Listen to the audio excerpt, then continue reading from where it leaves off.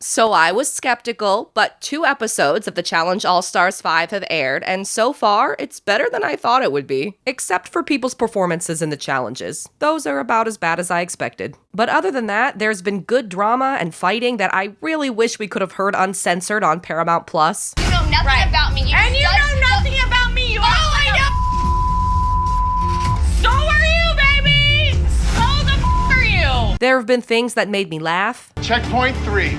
Balance gurney. Not balance gurney. Yeah, it's a balance gurney. Why? Because you have to balance 4 balls on a gurney. Your breath stinks. I'm looking to take off the head of the snake. We're not trying to make moves and plan out the snake. I just want to take out the snake. Okay, but I don't know who the snake is, Adam, so... And before the next new episode airs tonight, what better time to get out all my first impressions, hyperbolic praise, and nitpicky criticisms about the start of the season. Starting with one of my favorite moments that's aired so far. People, I don't know, they are so strange. They make everywhere like a refrigerator.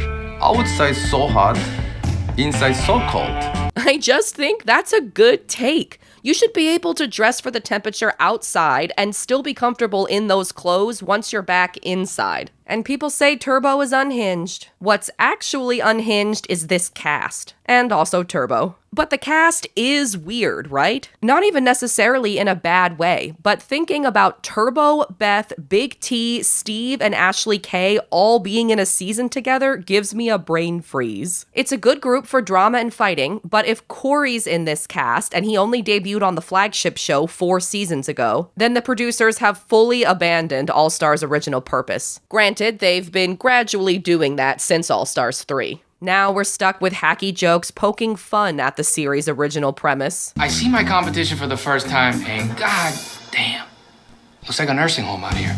We got guys that are like 60 years old, white hair everywhere. I thought this was the challenge. I know it's All-Stars, but they're bringing people back from the 40s.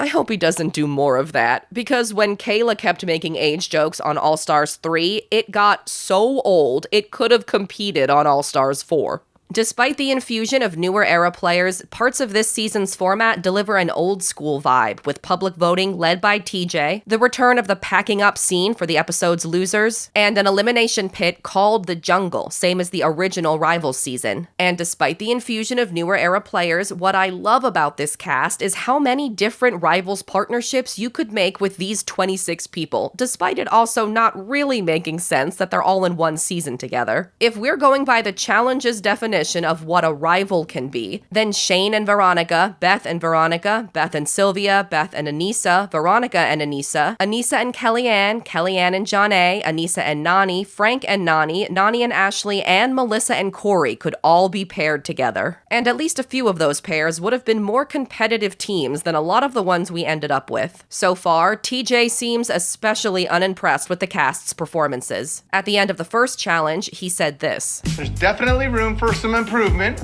Let's turn it up a little bit, all right? You're at a volume 3 right now. I need you at a 10. At the next challenge, the cast responded by overwhelmingly refusing to participate. It was a Heights challenge, and only 3 teams even attempted it. 6 teams stood there until TJ DQ'd them, and Anissa and Ashley stood there while Anissa argued with TJ until he DQ'd them. Anissa, you're better than this. Stop, TJ. Anissa. Not today. TJ? Let her go. Come on. No. Yes. No. Get out there. No. Yes. No. Yes. The last 3 teams got rained out. Damn, bro, it is raining. But none of them wanted to come back the next day to compete. So of the 13 pairs, only 3 actually tried. I don't want to come back tomorrow. I'm going to be honest. Like, I could sit here, but no, it's just a no for me. I don't know if the problem is the Heights challenges themselves, that the show keeps casting people who repeatedly refuse to do the Heights challenges, though I'll never be mad at a Katie appearance, or that there's no incentive to compete because the All-Stars 5 format doesn't penalize coming in last place. But even worse than all the quitting is that it's just bad TV when 10 teams won't do the challenge. Oh, man.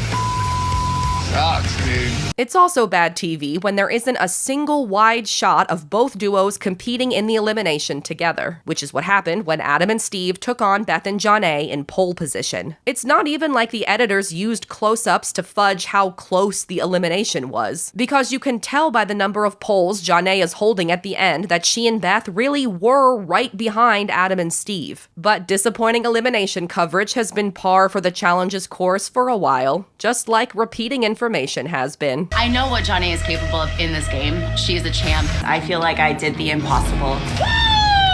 Winning back-to-back seasons is a big accomplishment. I really, really, really want that third win. I have a partner. She is a two-time challenge champ. I gotta remember who I am, that I'm a two-time champ. Two-time challenge champion here. While we're talking about editing, let's talk about Survivor. On that show, if a contestant tells the audience who they are, what they're good at, or what type of game they want to play, then those things are later shown to not be true, that person is likely going to lose in the end. If you apply that editing technique to the challenge, then Sylvia... Being a mom now has made me a way more patient person. I have things I could be doing at home. So do I, Kellyanne. Let me finish. You have dogs, I have a family. Frank... 2 challenges in a row, Sam and I are not doing well. I came here to game. I can't perform as physically as I want to in the challenges. Oh boy, I don't got it. Come on, you got this. Yeah, I don't got it. Come on, Frank. I don't got it. And Amber... We have the sole vote to send someone into elimination, and we're ready to make moves. Tonight is going to be Beth and Jonna. all probably aren't going to win. I know 2 of those people already pretty obviously won't win, and Amber probably already won't win either since she thinks she can trust Veronica. I don't know why Amber is oversharing. But I just like talking about the editing. The last important piece of editing, or maybe it won't matter at all, is that we were reminded a few times about the money-stealing twist. When Johnny Bananas and later Ashley Millionaire Mitchell took their partner's share of the grand prize after crossing the finish line together. I think you guys should figure out if you're going to be stealing the money from each other. We've already spoke about that. Yeah. Okay. What did Yeah. We're gonna be fighting for $300,000, and everyone in the house is wondering if that is split for the team or if one person can take it all. $300,000, I'll take it, man. I got bills to pay. I can't trust him. He takes the whole amount and doesn't split it. Like, that would be the ultimate over. That's a legitimate fear. If you don't trust him, do you think he'll still 300,000 total? Because the show so quickly brought up the twist, I kind of think it'll happen again. Or maybe it won't. But the more contestants anticipate that it's coming and prepare for it, the less shocking it'll be. Especially since we've already seen the money get stolen twice. But watching the cast speculate about whether or not the twist will happen is a fun new hook for now. I would never want to get to the end with somebody that I thought would steal from me. I would lose the final on purpose because of that. Will someone's prize money get taken? Will any all-female team make it far enough to even get the chance to steal from each other? Will Nicole ever do anything except the same thing she does every season? You're partnered up with Melissa.